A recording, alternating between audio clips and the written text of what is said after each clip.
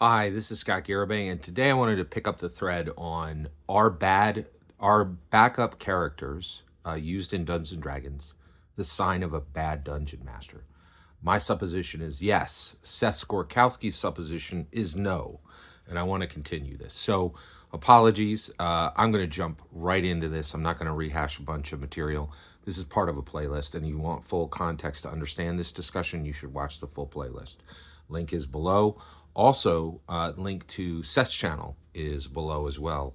And also the link to the Twitter that started this conversation is below as well.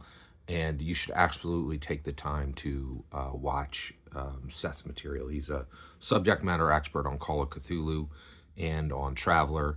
But on this one subject, I think he's very wrong. So let's jump into this. So first of all, I wanted to say thank you to everyone for robust conversation on the thread, the initial video about backup characters are a sign of bad dungeon mastering. If your dungeon master is asking you to make a backup character, that's a bad dungeon master. Period. Right? And the reason why is a backup character says, "I refuse to give you the time to process a player character's death. I want you to, those pieces of, your character is just an interchangeable piece of paper. I don't really care what numbers are on it," right? It's very bad, right? And the reality is, it's very bad in 2024. If you have a time machine and you live in 2004, you have an excuse, right? Because we didn't really know then, right? But now we're 5 decades into Dungeons and Dragons. And Seth's talking about what he wants to do to continue to echo the last 50 years. And he wants to make sure, like a whole bunch of other OSR champions, that the next 50 years is not different than the first 50. And I fundamentally stand against that position, right? I think that the 50-year celebration is a hinge in time, and everything going forward should change. And this should absolutely change.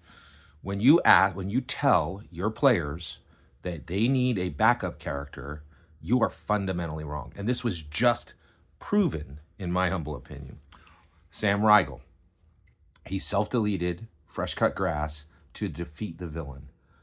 Professor Dungeon Master, who also commented and said he supports the use of backup characters, did an entire video on the subject and did not even understand what he was watching, right? So Fresh Cut Grass self-deletes his character, gives the ultimate sacrifice to defeat the villain. Was there any backup character in sight? Was anybody like, "Oh my goodness, Sam Riegel might have to watch the other players play. Oh no. What if he's not entertained every single second of the session?" Could you imagine, like, other Critical Role players cried at the table at the death of Fresh Cut Grass. Seth Skorkowsky's like, "Hey, I know your character that you've been running for 9 months is dead," right? Get that other piece of interchangeable paper out, because the first character meant nothing and your next character meant nothing. And I don't care about you as a player. All I care about is that my fun is preserved. That's another thing that Seth Skorkowsky said on the thread. He's like, we play, talking for his players, we play for fun, right? And that's the important part. Nobody's worrying about imaginary lives here. Imaginary lives, these are identities. These are identities that these players have invested their time, focus, and energy in. And Seth is refusing to allow any room for growth, reflection, sorrow. He is devaluing the player character, and by extension, he is devaluing the player. He's saying, my fun matters. You're not allowed to grow because you're not allowed to mourn. You're not allowed to grieve because it might get in the way of my fun. It is very bad dungeon mastery. Very bad, right? The other thing I wanted to talk, and can you imagine? Like, we all saw it. Sam Riegel, that's the template, right? You play hard, right? His movie, Fresh Cut Grass, was literally mentioned in the Dungeons & Dragons Honor Among Thieves movie, right? Not only was there needed time for him to grieve, Everybody at that table needed to grieve, and low millions of critters needed to grieve, right? So when you say, I want a backup character, you are telling those players that you don't care about their input. You're like, interchangeable character. There's no time for growth, change, improvement, reflection, transformation, consideration. Your character is nothing. Let's get your next nothing character up so I can grind it to bones, with whatever monster I pulled out of the monster manual so that I can have fun. And it's cruel. I think there's a cruelty to it. So next, people in the threads were like, hey, Scott, you're getting it wrong, right? First of all, you don't understand Seth's players. These guys came up with him from college and they're all playing together. Well, first of all, I'm going to call that out as ridiculous, okay? Again, right? He is clutching Seth is playing with the same people because they haven't grown and he hasn't grown. If you're playing Dungeons and Dragons, if you're skiing the black diamonds of Dungeons and Dragons, you're going to change and they're going to change. And Seth is preserving stagnation of his players and himself. And nothing's changed. They played together in college. They're playing together now because he hasn't changed and they haven't changed because he's not allowing them to change. And he's not allowing himself to change. There's no reflection. There's no thought. There's nothing being allowed to trigger, right? And again, we have 50 years of this junk, right? We had 50 years of D&D games that didn't matter, right? Those times are gone. They are finished, okay? I want you to go to the Lego shop and try to buy the $360 Lego Dungeons and Dragons Red Dragon's Tail. You won't find it there. And then I want you to go and pay $1,000, which is probably play $500 to $1,000 to buy it online. And then when you get the instruction manual and you read it, Lego and Dungeons and Dragons are both talking about, in the instruction guide, about D&D as a therapeutic tool. We're past this. We are past bad dungeon masterings refusing to allow Dungeons and Dragons to do what it clearly does, right? Where are we now?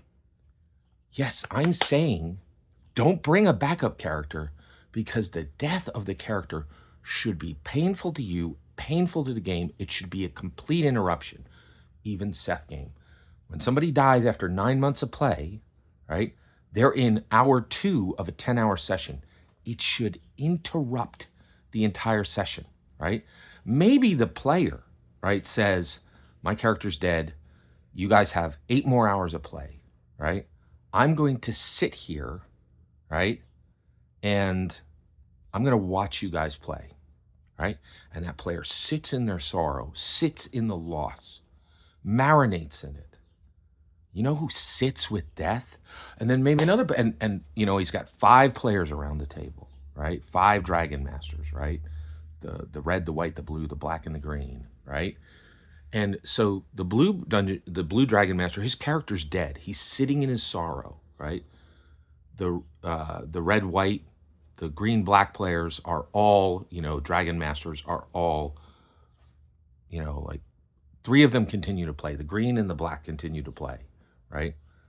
The white continues to play. But the red player is like, my character's going to stay at this inn, and he'll catch up with you guys. You guys ride on with the quest. And then that player goes and sits with the other player who's literally sitting through 8 hours of sorrow of the loss of 9 months of identity investment, art, literature, right?